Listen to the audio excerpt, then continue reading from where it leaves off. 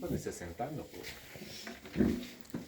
Meus irmãos e minhas irmãs, se a gente pudesse sintetizar todas as leituras que nós escutamos nesse 15º domingo do tempo comum em apenas uma, essa palavra seria esperança.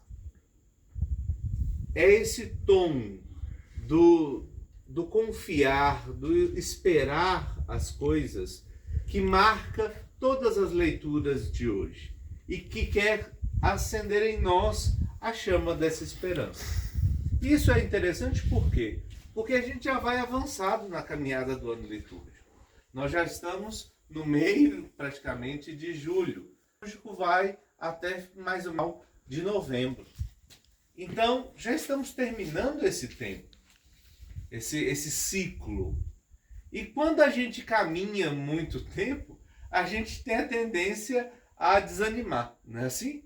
Então, uma liturgia sobre esperança, ela vem para nos reacender o sentido do porquê nós caminhamos. E vamos ver como é que essa esperança ela se encontra nas leituras de hoje. Primeiro, o profeta Isaías, na primeira leitura, o que a gente chama de segundo Isaías, porque é o Isaías que está no exílio, mas que já vê a mão de Deus agindo para voltar para a terra prometida, ele começa a entender como a palavra de Deus vai produzindo fruto e como Deus vai preparando o caminho para o seu povo retornar.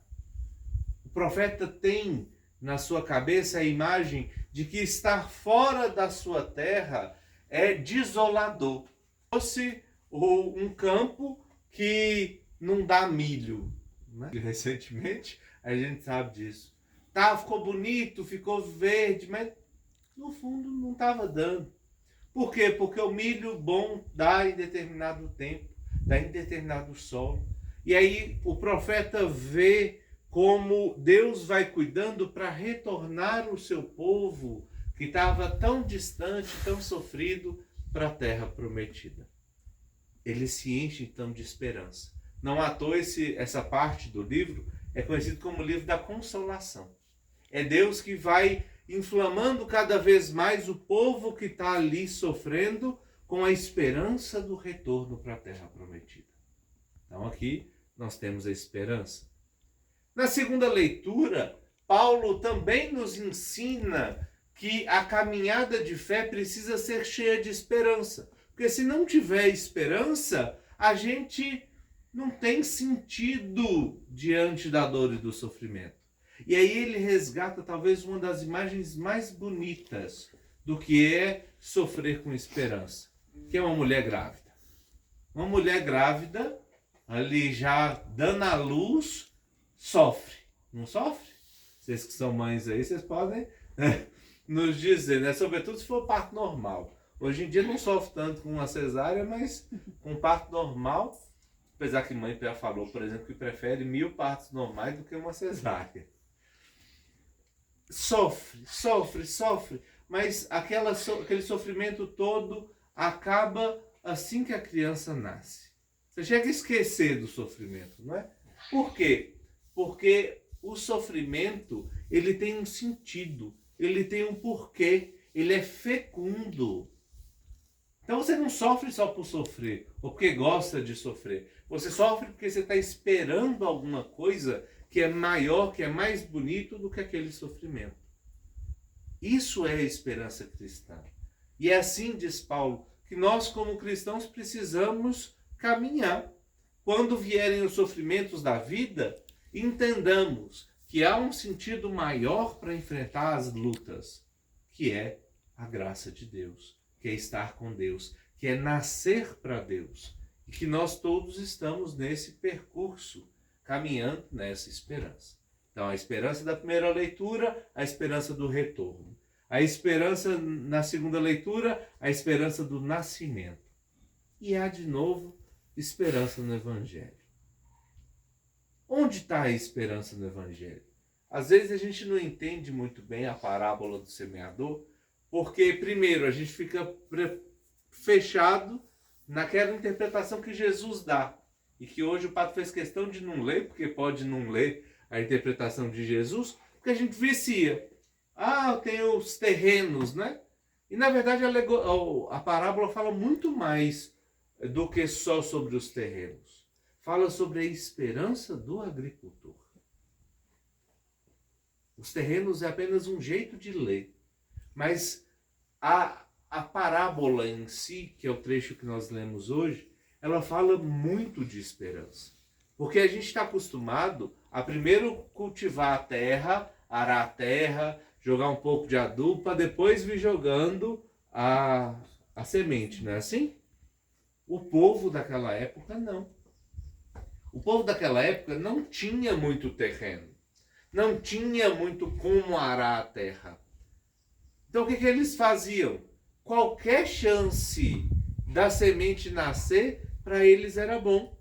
Por isso o semeador sai jogando semente à torta e à direita, para ver onde ela criar um pouquinho de raiz, um pouquinho de força e poder florir, é sinal de que vai ter um pouco de alimento a mais para a gente. Então veja bem, para o povo daquela época e daquele lugar, e a gente precisa entender muito bem isso, porque lá o terreno era todo, é um deserto de pedra. Você imagina a gente cultivar num lajedo. É muito difícil, né? É exatamente esse a situação de praticamente toda a Terra Santa. Então qualquer espacinho que eles conseguissem de terra boa, é bom, mas eles não tinham estudo para saber qual terreno era bom, qual que não.